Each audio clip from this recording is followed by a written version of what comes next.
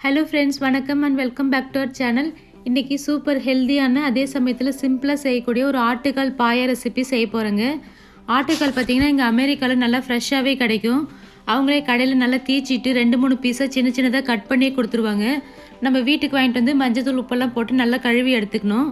அது மாதிரி கழுவி எடுத்த பிறகு நான் இன்ஸ்டன்ட் பாட்டில் குக் பண்ண போகிறேன். நீங்கள் வேணால் ப்ரெஷர் குக் பண்ணிக்கோங்க. இப்போ தாராளமாக வெங்காயம் தக்காளி சேர்க்கணும். 2 பெரிய சைஸ் வெங்காயம் 2 பெரிய சைஸ் தக்காளி நான் கட் பண்ணி சேர்த்துக்கிட்டேன். சின்ன வெங்காயம் சேர்த்துக்கிறதுனால சேர்த்துக்கோங்க, அதுவுமே நல்லா கூடுதல் டேஸ்ட்டாக இருக்கும். கூட 2 டீஸ்பூன் அளவுக்கு இஞ்சி பூண்டு பேஸ்ட்டு சேர்த்துக்கலாம்.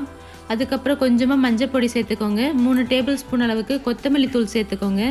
குழம்புக்கு தக்க நீங்கள் சேர்த்துக்கோங்க. இப்போ 2 டீஸ்பூன் அளவுக்கு மிளகாத்தூள் சேர்த்துக்கிறேன்.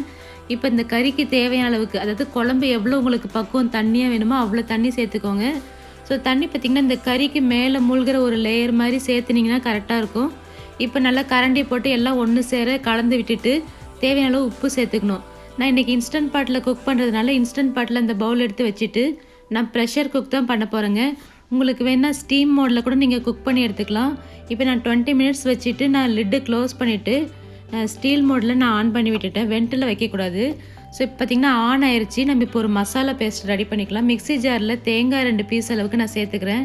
அதாவது துருவின தேங்காய் 2 டீஸ்பூன் அளவுக்கு சேர்த்துக்கிட்டு கொஞ்சம் பட்டை கொஞ்சம் லவங்கம் சேர்த்துக்கிட்டு கொஞ்சமாக கசகசா கொஞ்சமாக சோம்பும் சேர்த்துக்கோங்க.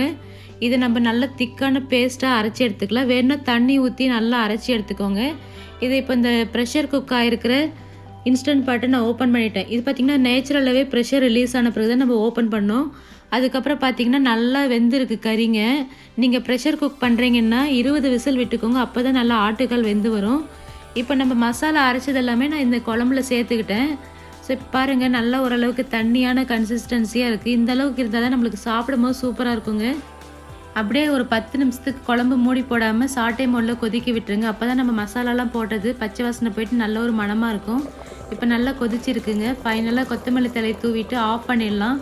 அவ்வளோதான், சூப்பர் ஹெல்தியான ஆட்டுக்கால் பாயா ரெசிபி சிம்பிளாக செஞ்சிட்டோங்க.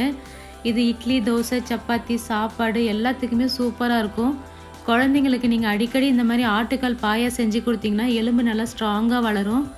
இதை அடிக்கடி செஞ்சு சாப்பிடுங்க. ஹோப் உங்கள் எல்லாருக்கும் இந்த ரெசிபி வீடியோ உங்களுக்கு பிடிச்சிருக்குன்னு நம்புகிறேன். பிடிச்சிருந்தா ஒரு லைக் பண்ணி ஷேர் பண்ணுங்கள். இன்னொரு இன்ட்ரெஸ்டிங்கான வீடியோவில் மீட் பண்ணுறேன். அது வரைக்கும் பை ஃப்ரம் சுதா. தேங்க்யூ.